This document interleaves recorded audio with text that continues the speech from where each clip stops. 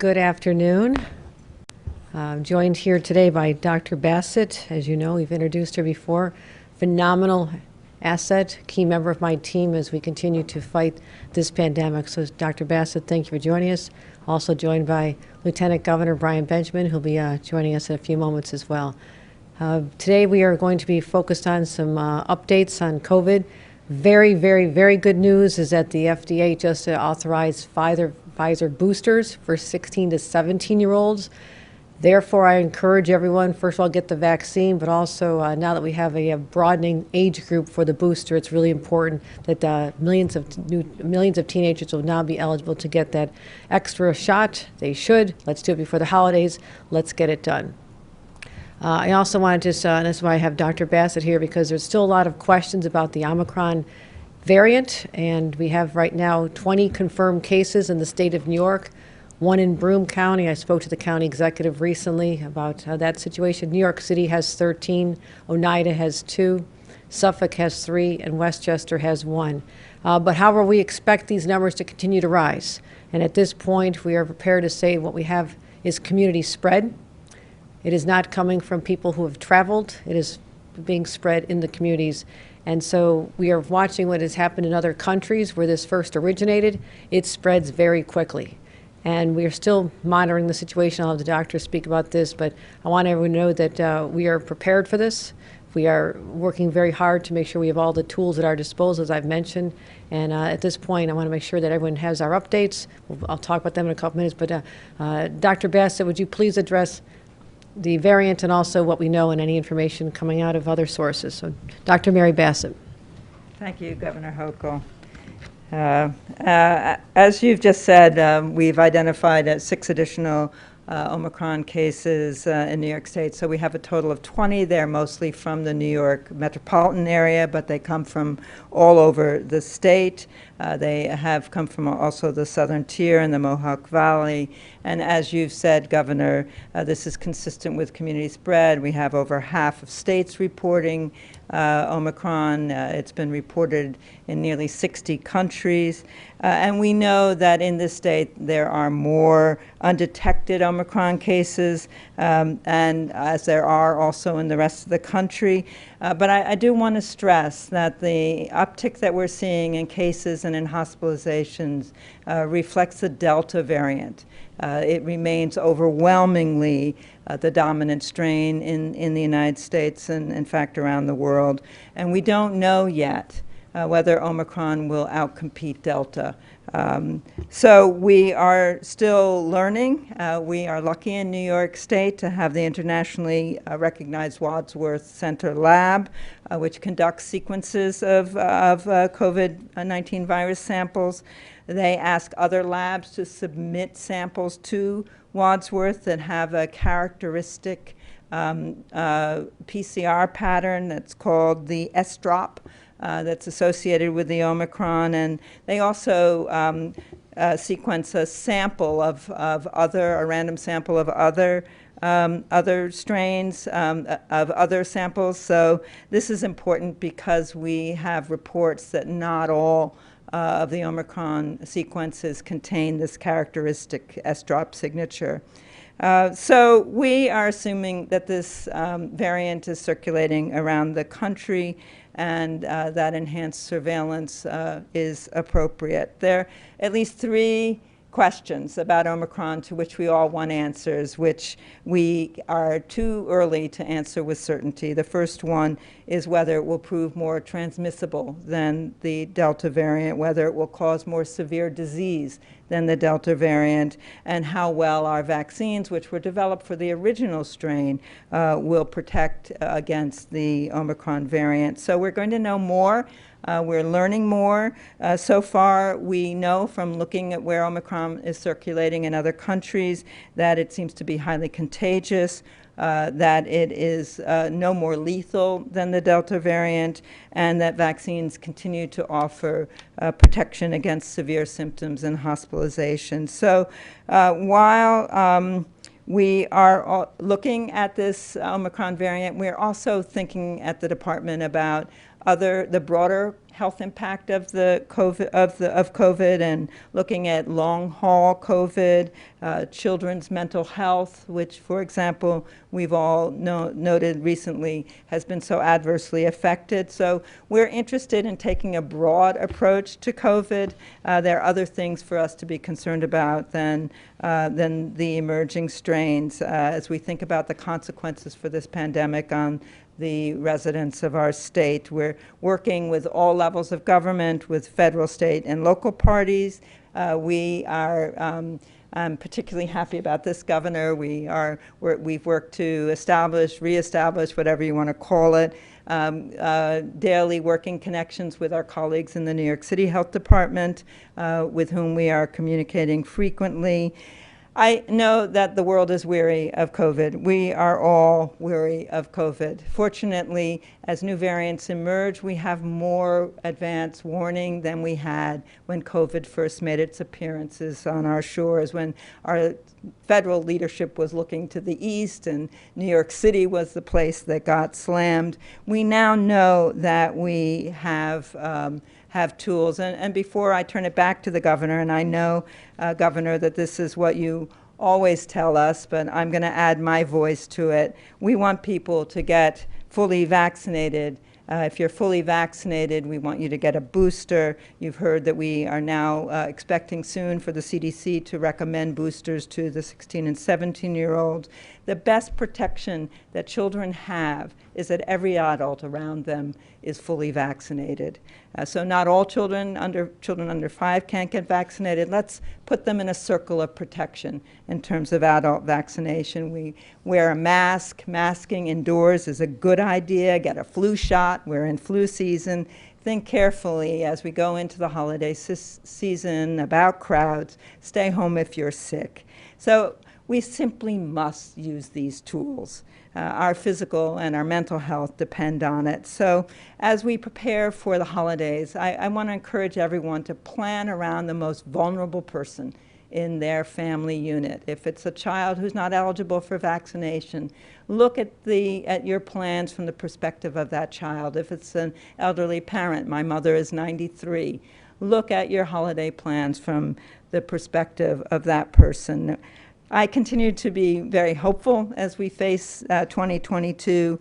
I'm hopeful not only for my hometown, New York City, but for the whole state, upstate too. I can't wait to get back to Albany, actually, where I'm living. And I want to urge everyone to remember that vaccine is how we protect ourselves. Masking is how we protect each other. I want everyone to be safe, be smart. We're in this together. Thank you, Governor.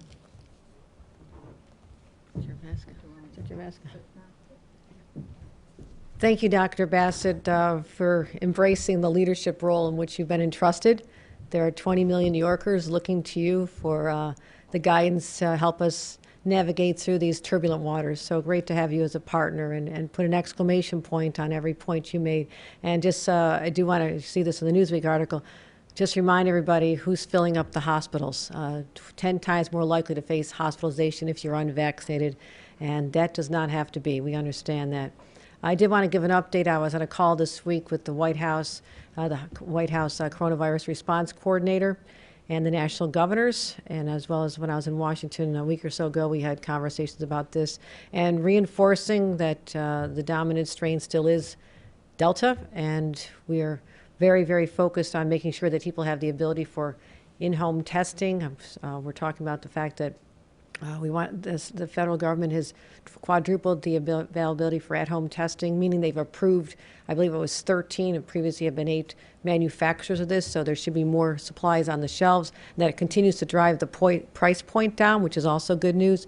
But that, as I had previously announced, private insurance companies are now required to cover the cost of your test kits. We're trying to alleviate any barriers to people getting those test kits, especially for children. So we're going to continue partnering with the federal government. These updates are very helpful for us. And I do want to thank President Biden and his administration for their enlightened leadership as we continue to work through what we anticipate is going to be a very challenging winter time. We were very concerned that we have enough testing kits here in the state of New York. We've ordered an additional 1 million test kits. They should be coming mid next week. We'll be getting those out to the counties. I want the county health departments to be ready for this.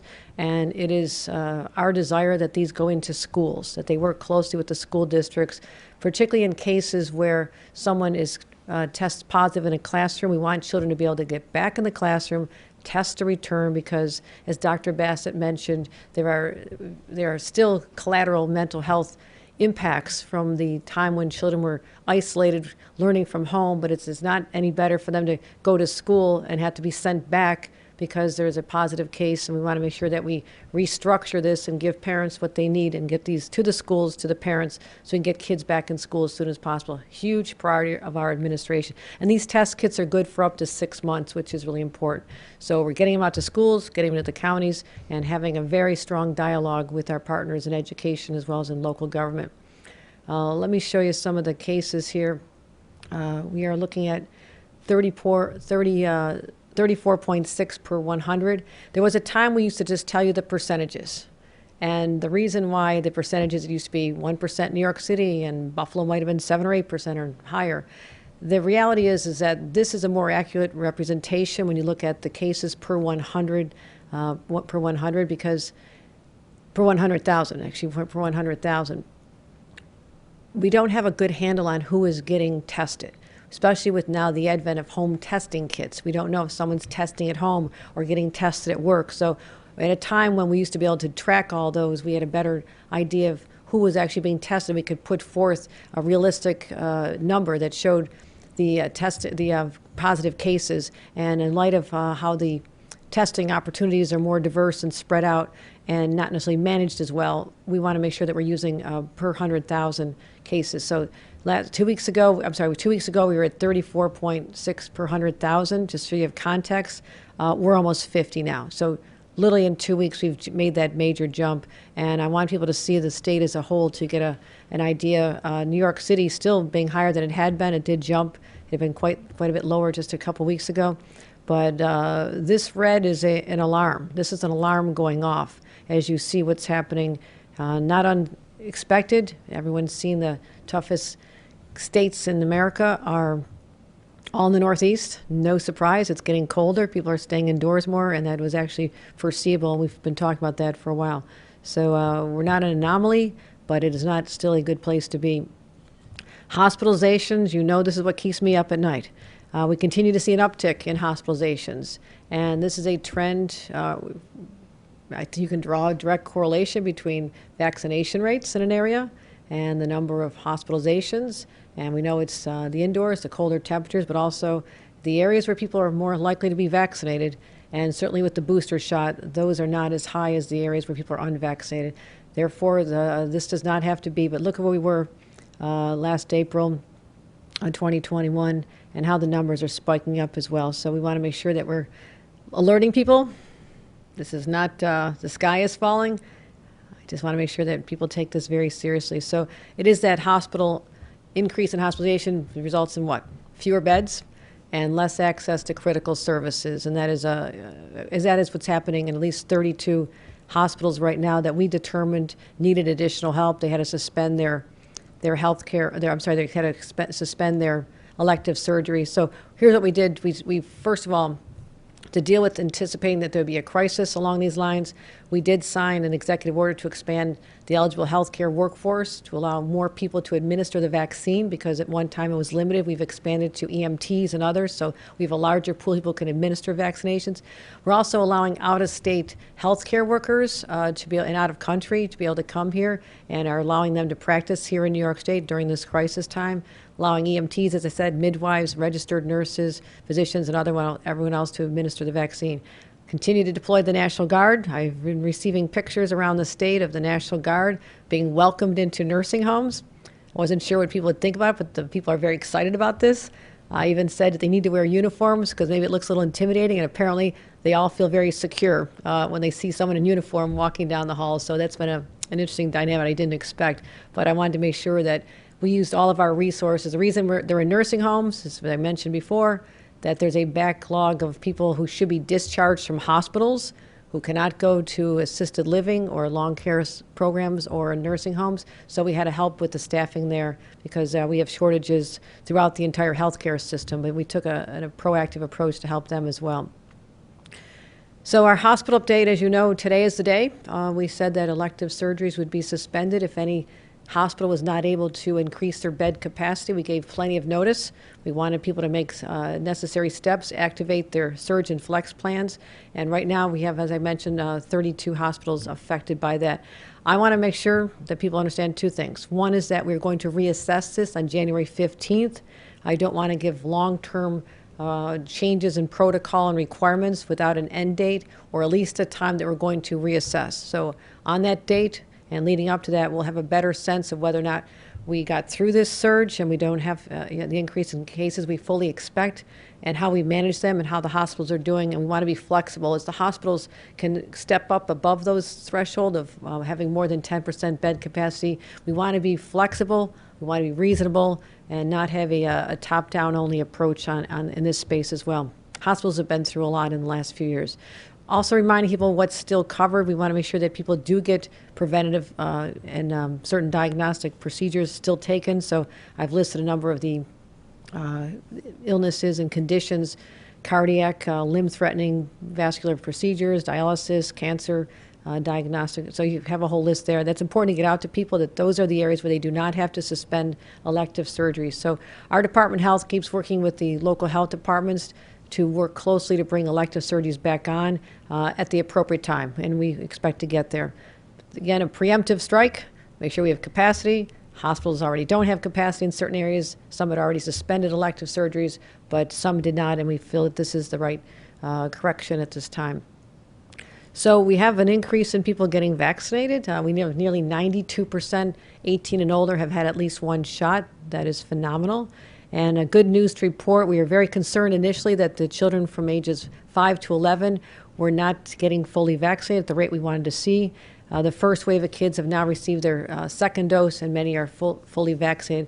And these aren't great numbers, but it's going right. Last week it was 0.5% of children in that age group were fully vaccinated, and now it's 5.8%, a 5.3% jump. That's good, but we have a long way to go there. That's some progress, but I'm very focused on these children getting the vaccinations.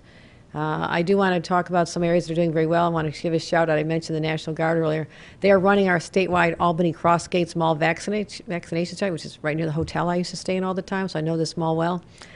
They hit a milestone, and they've had over 300,000 doses already, and I just want to give them a huge round of applause and shout out from here and thank them for the work that they're doing. It is people like this, and again, flashback into the past, there were so many people that we praised constantly, called them heroes, recognized them, and I just think that many of them are getting exhausted. They've been at this longer than they anticipated, so we need to continue to recognize them and honor them and thank them for the extraordinary service that they are continuing to do, including the men and women who are part of our National Guard.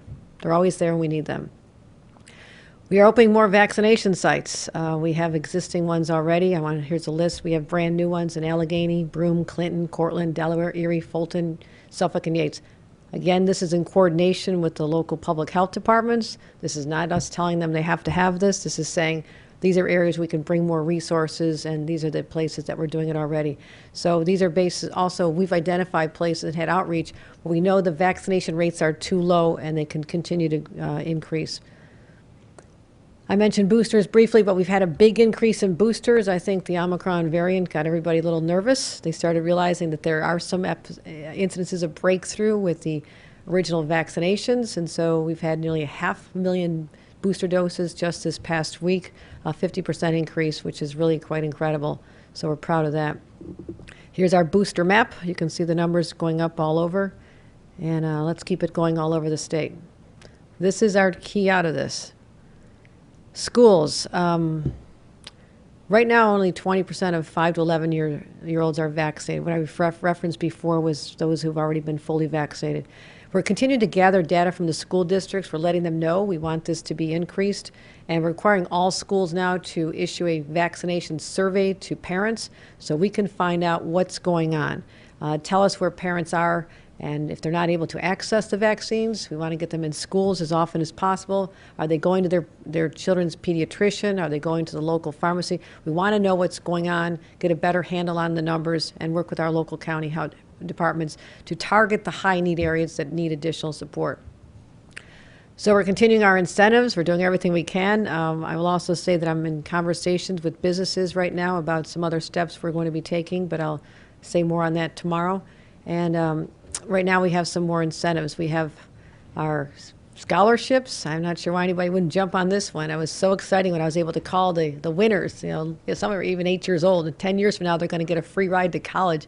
You know what the cost of college might be in 10 years? This is incredible. NFL gear and hunting licenses, fishing gear, ski lift passes, but we want to be even more proactive on that front. And with that, I'd like to bring up my Lieutenant Governor, Brian Benjamin, to make another announcement here. And here's something that we're very excited. Brian Benjamin, come on over here. We also know that it's the holiday season, and you cannot be in New York City in particular without thinking about the Rockettes, Radio City Music Hall, and talking about a brand new incentive. We have the first 50 people at these sites listed here: Yonkers Library, Brooklyn Christ Fellowship Church, Mount Vernon Grace Baptist, Freeport Bethel, and as Queens Museum in New York City. The first 50 people will be able to get free tickets. This is in partnership with MSG and Radio City Rockettes for the holiday season, and we look forward to them getting. These are people getting boosted. Okay, this is our booster incentive. So we want to make sure people know that there's an incentive.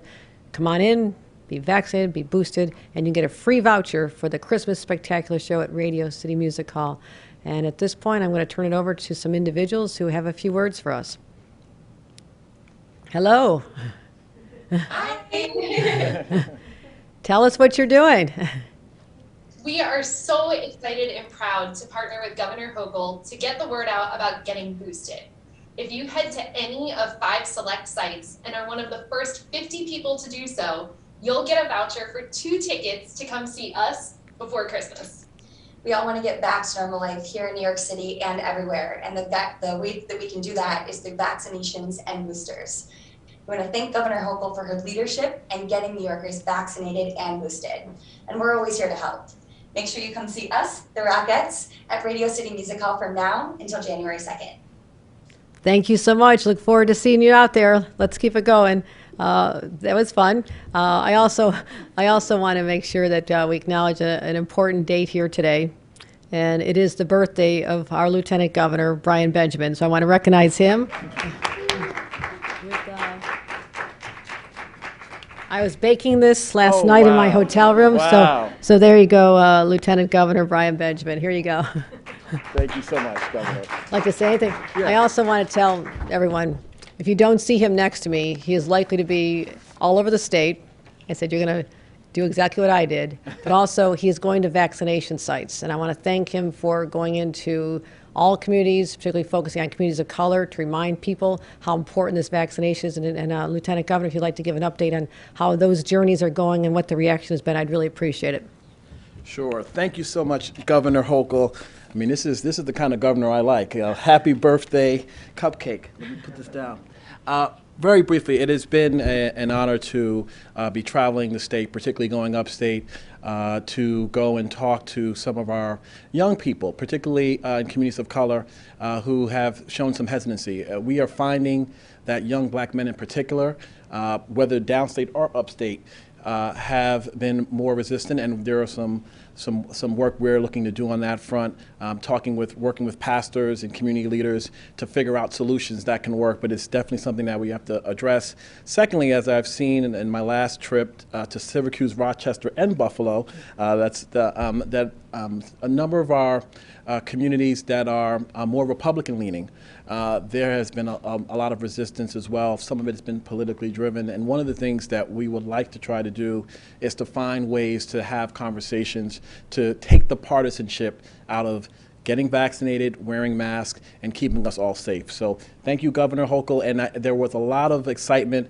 around bringing the National Guard to help with some of the hospital capacity issues, particularly in some of our hospitals upstate that have significant capacity issues, over 100% capacity, and they really needed that help. So thank you, Governor Hochul. I was asked to bring that message to you from a number of our hospitals and nursing homes. So thank you very much. Thank you, Lieutenant Governor. And Now, or should I wait? you're going to split that with me.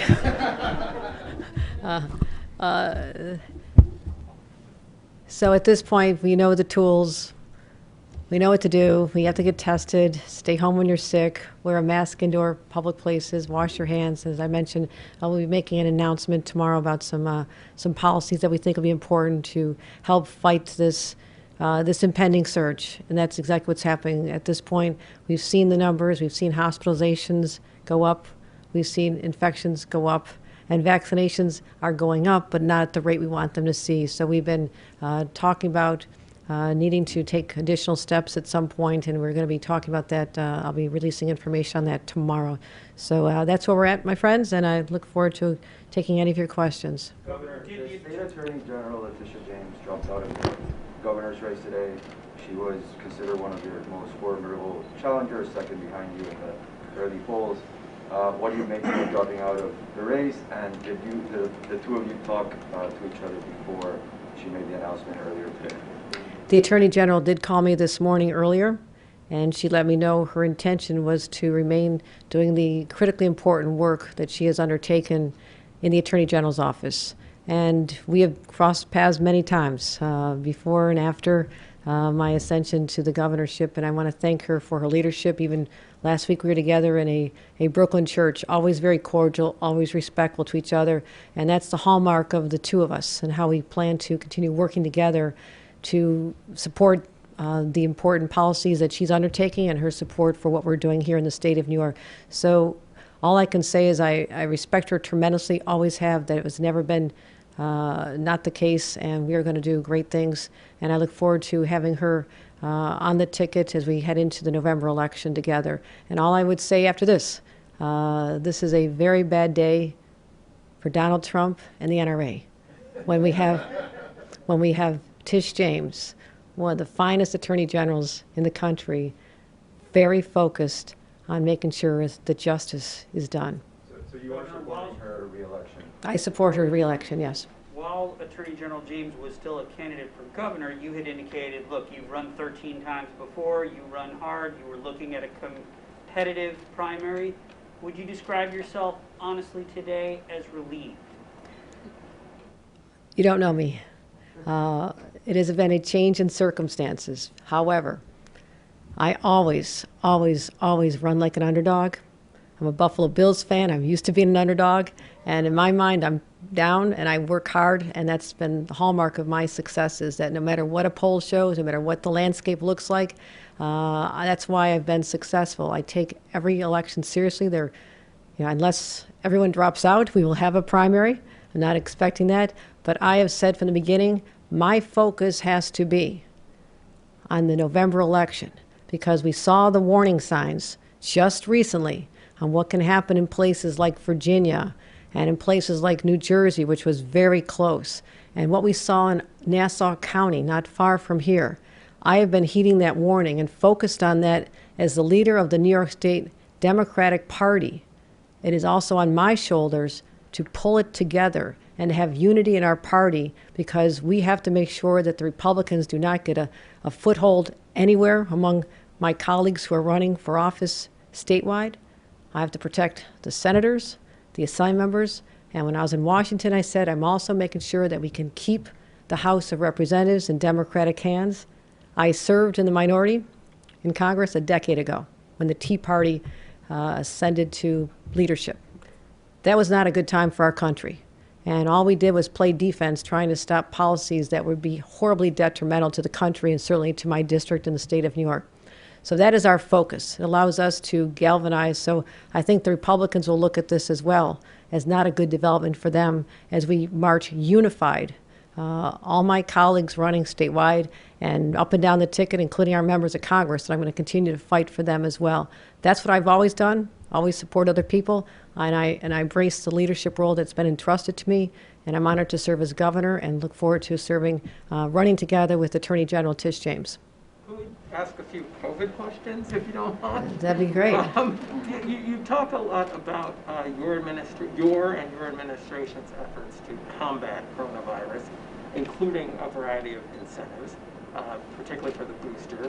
Would you talk a little more, though, about efforts that people need to take for themselves and how you might encourage them to do so other than incentives, maybe even mandates? And is that what you might be referencing for tomorrow? I will say I'm referencing that I'm having many conversations with people today in anticipation of a very challenging season coming up with the holidays. So yes, stay tuned.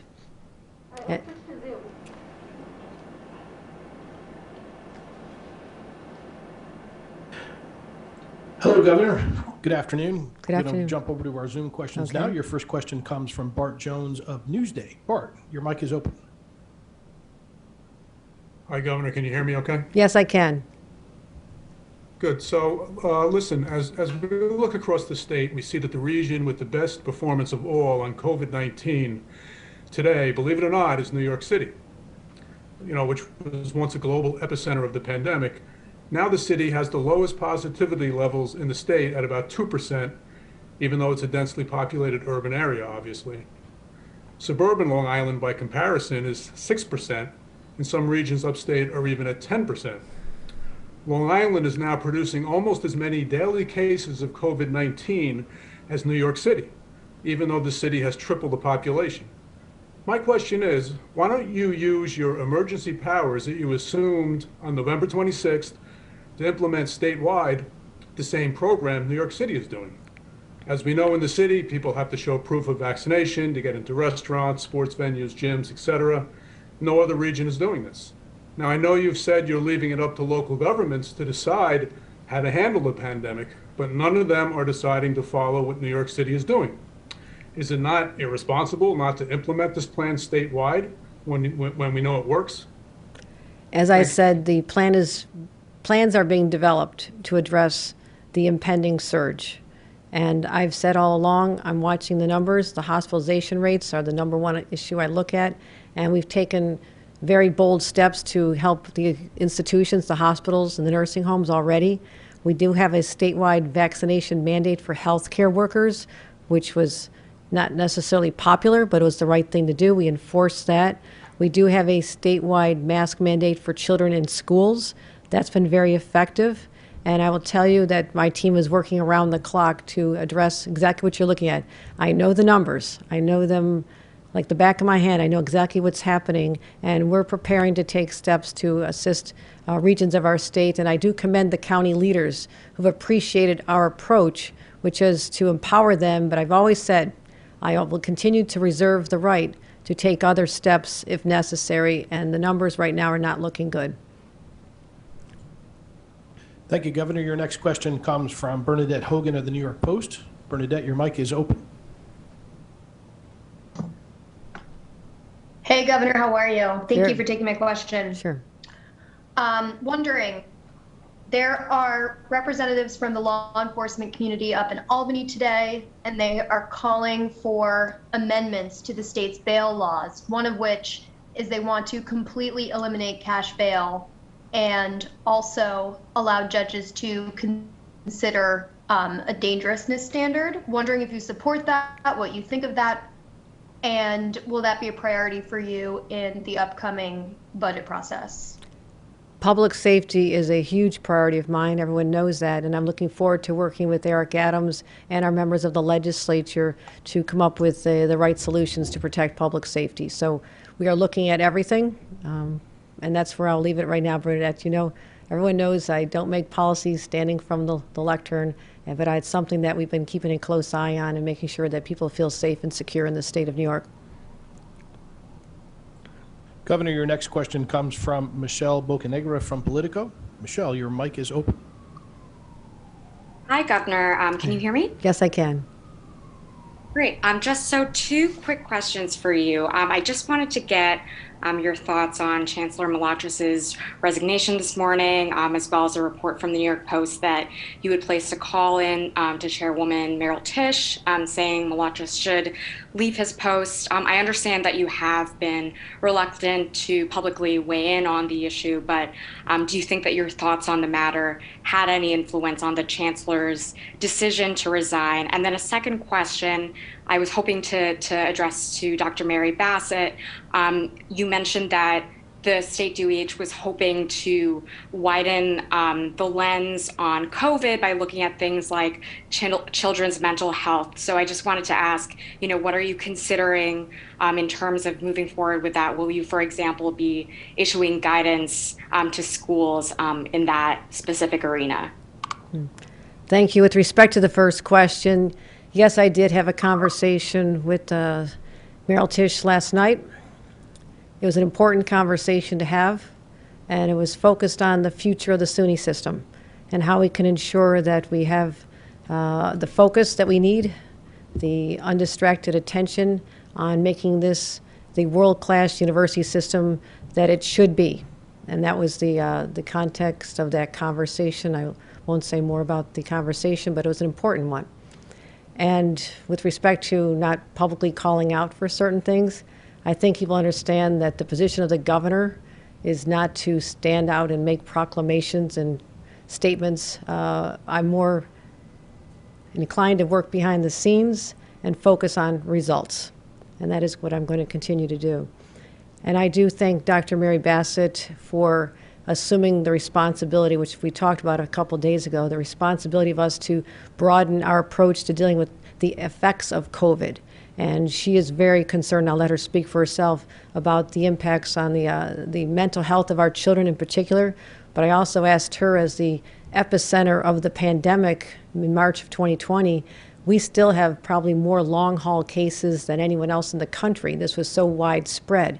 And I want to make sure that we're addressing those individuals who still are dealing with, whether it's still being excessively tired, or those individuals who have lost their sense of taste or smell months and months later. I mean, I'm speaking about individuals on my own staff who've been affected. So I want to thank her for that, and if she wants to address this, or certainly she'll be making announcements as it unfolds. Okay. And I thank her for using the resources of the finest health department in America to help not just New York address these issues and find answers and hopefully solutions, but also to be a leader for the rest of the country. Thank you, Governor. And thanks for that question. Obviously, the number one thing that we're concerned about doing is keeping children in school. And part of that is promoting vaccination. But in addition, we know that now we're in our second year of children having their education disrupted. And we know that this has had huge mental health effects. I'll be having a conversation with the State Education Commissioner, and we'll be thinking about what we can do on this. So I can't tell you a particular plan, but I just want you and the public to know that we're focused on boosters and vaccination and keeping people safe in that way. But we understand that there are other ways in which people have to be kept safe, and that mental health is just as important as physical health. On long COVID, we're going to be convening. That's one of the immediate roles that the health department can play, is as a convener of researchers. And we, of course, have huge access to data. So we want to see how we can use the resources that we have as a center for a very widely recognized biomedical research establishment in New York State, and as a department that has huge amounts of COVID data, to see what we can do to better understand long-haul COVID. I just want to remind people that not getting hospitalized or dying of COVID is certainly something that is very important and a good reason to get vaccinated. But getting infected is not always going to end in a happy way, and that's why we need to understand long COVID better. Thank you, Governor. Okay. Thank you, everyone. That's all the time we have on Zoom today. Okay. Thank you, everybody. Appreciate you coming out today.